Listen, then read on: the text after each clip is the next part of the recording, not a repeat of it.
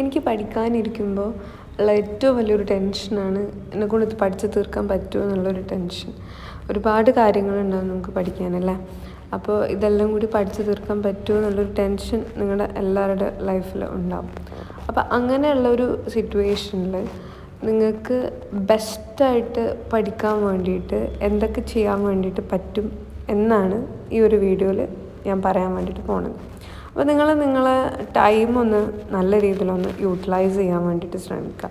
വെറുതെ നിങ്ങളുടെ ടൈം അനാവശ്യ കാര്യങ്ങൾ നോക്കിയും കണ്ടും സെർച്ച് ചെയ്തും അനാവശ്യ ചാറ്റുകളിലും മുഴുകിയൊക്കെ വെറുതെ സമയം കളയാതെ എന്തൊക്കെ കാര്യങ്ങളാണ് നിങ്ങളുടെ ലൈഫിൽ വേണ്ടതെന്ന് ആദ്യം ഒന്നൊരു ലിസ്റ്റ് ഔട്ട് ചെയ്യാം. വീണ് കിടക്കുന്നിടത്തു നിന്ന് എഴുന്നേൽക്കുക.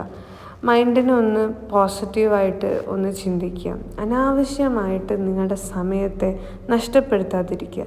ചിന്തിക്കുക. നിങ്ങളുടെ അതേ മൈൻഡുള്ള ആളുകളോട് ഇതിനെക്കുറിച്ച് സംസാരിക്കുക. നമുക്ക് ഒരുമിച്ച് എന്തൊക്കെ ചെയ്യാൻ പറ്റുമെന്ന് പ്ലാൻ ചെയ്യുക. അത് കൃത്യമായിട്ട് നോട്ട് ചെയ്യുക. എന്നിട്ട് ആ പ്ലാനിനനുസരിച്ചിട്ടായിരിക്കണം നിങ്ങൾ പ്രവർത്തിക്കേണ്ടത്. പ്ലാനിങ് എന്ന് പറഞ്ഞു കഴിഞ്ഞാൽ ഡിസൈഡിങ് ഇൻ അഡ്വാൻസ് എന്നാണ്. അതായത് we are deciding what has to be done in future. എന്തൊക്കെ ചെയ്യണമെന്ന് നമ്മൾ മുൻകൂട്ടി തയ്യാറെടുക്കാൻ. എന്നിട്ട് ഓരോ കാര്യങ്ങളും ചെയ്ത് കഴിയുമ്പോൾ അത് യെസ് ഐ ഡിഡ് ഇറ്റ് എന്നുള്ള രീതിയിൽ നിങ്ങൾ എന്ത് ചെയ്യുക, ക്ലിക്ക് ചെയ്ത് അങ്ങനെ പോവുക.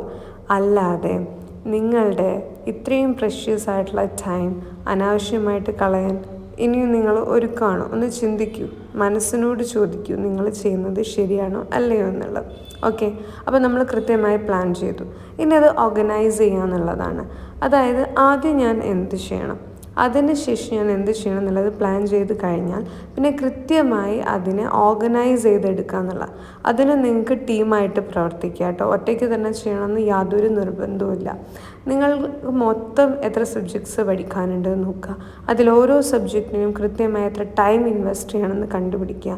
ഓരോ സബ്ജക്റ്റിലെയും ബുദ്ധിമുട്ടായിട്ടുള്ള ഏരിയാസ് ഫൈൻഡ് ഔട്ട് ചെയ്യുക. അത് കൃത്യമായിട്ട് നന്നായിട്ട് ആ ഒരു സബ്ജക്റ്റിൽ അറിവുള്ള ആളുകളോട് ചോദിച്ച് മനസ്സിലാക്കുക. കൃത്യമായ ഷോർട്ട് നോട്ട്സ് പ്രിപ്പയർ ചെയ്യുക. കൃത്യമായ റിസോഴ്സുകൾ യൂസ് ചെയ്യുക. ഗൂഗിൾ, യൂട്യൂബ്, മറ്റ് റിസോഴ്സുകളൊക്കെ നിങ്ങൾക്ക് യൂസ് ചെയ്തിട്ട് നിങ്ങളുടേതായിട്ടുള്ള കുറിപ്പുകൾ തയ്യാറാക്കുക.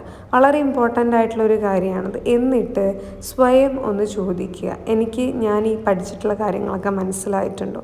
അതിന് വേണേൽ നിങ്ങൾക്ക് പ്രീവിയസ് ക്വസ്റ്റ്യൻ പേപ്പേഴ്സൊക്കെ ഒന്ന് ട്രൈ ചെയ്യാവുന്നതാണ്. ഒരു മോക്ക് ടെസ്റ്റൊക്കെ സെറ്റ് ചെയ്യുക. അതായത് പരീക്ഷയുടെ ഒരു അന്തരീക്ഷം സൃഷ്ടിച്ചിട്ട് നിങ്ങൾ തന്നെ കഴിഞ്ഞ വർഷങ്ങളിലെ ചോദ്യ പേപ്പറുകളുടെ ഉത്തരങ്ങൾ ഒന്ന് എഴുതി നോക്കുക. അത് നിങ്ങൾക്ക് നല്ലൊരു ഹെൽപ്പായിരിക്കും. ഇനി നിങ്ങൾക്ക് എഴുതാൻ പറ്റുന്നില്ല എന്നുണ്ടെങ്കിൽ നിങ്ങൾക്ക് അത് അറിയുന്ന ആളുകളോട് ചോദിക്കാം. എന്നിട്ട് മനസ്സിലാക്കാം, ഇങ്ങനെയാണ് അതിൻ്റെ ഉത്തരം എഴുതുക, ഇങ്ങനെ എഴുതിയാലാണ് എനിക്ക് നല്ല മാർക്ക് കിട്ടുക. അപ്പം നിങ്ങൾക്ക് വരുന്നൊരു കോൺഫിഡൻസ് ഉണ്ട്. അത് വേറെ ലെവലാണ്, വേറെ വൈബാണത്. ഓക്കെ, അപ്പോൾ ക്വസ്റ്റ്യൻ പേപ്പർ പ്രിപ്പയർ ചെയ്യുക, അത് പഠിക്കുക എന്നുള്ളത് വളരെ ഇമ്പോർട്ടൻ്റ് ആണ്. അതുവഴി നിങ്ങൾക്ക് ക്വസ്റ്റ്യൻ പേപ്പറിൻ്റെ പാറ്റേണും കിട്ടും. മാർക്ക് സ്കോർ ചെയ്യുന്ന ഏരിയാസ് ഏതൊക്കെയാണെന്ന് കൃത്യമായിട്ട് മനസ്സിലാക്കാൻ വേണ്ടിയിട്ട് പറ്റും. പിന്നെ ഒറ്റയ്ക്ക് പഠിക്കുന്നത് കൊണ്ടുള്ള ഗുണങ്ങൾ മനസ്സിലാക്കുക. നല്ല രീതിയിൽ നിങ്ങളുടെ ഓർമ്മശക്തിയെ കൂട്ടുന്ന രീതിയിലുള്ള പഠന രീതിയായിരിക്കണം നിങ്ങൾ അവലംബിക്കേണ്ടത്. അല്ലാതെ കമ്പൈൻ സ്റ്റഡി എന്ന പേരിൽ വെറുതെ കൂട്ടുകാരുമായിട്ട് സംസാരിച്ച് ടൈം കളയരുത്.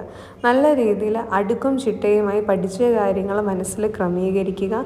അത് വീണ്ടും പറഞ്ഞു നോക്കുക. കൃത്യമായ ഇടവേളകളിൽ റിവൈസ് ചെയ്യുക. ആൻഡ് പ്രോപ്പറായിട്ട് ഉറങ്ങുക മീൻസ് നിങ്ങൾ ഒരു ഡീപ്പ് ആയിട്ടുള്ള ഒരു ഉറക്കത്തിലേക്ക് പോകരുത്. ചെറിയ രീതിയിലുള്ള ബ്രേക്ക് എടുക്കുക. എന്നിട്ട് വീണ്ടും ഒന്ന് എഴുന്നേൽക്കുക. അങ്ങനെ ആകുമ്പോൾ നിങ്ങൾക്ക് ക്ഷീണം വല്ലാതെ ബാധിക്കില്ല. ഓക്കെ, അപ്പോൾ വീണ്ടും ആ ഒരു ഉറക്കമൊക്കെ എഴുന്നേറ്റ് വീണ്ടും നമ്മുടെ സ്റ്റഡീസിലേക്ക് തന്നെ വരിക. ഓക്കെ, റെഡിയല്ലേ? അപ്പോൾ ഈ വീഡിയോ നിങ്ങൾക്ക് ഹെൽപ്ഫുൾ ആയിട്ടുണ്ടെന്ന് വിചാരിക്കുകയാണ്. Thank you.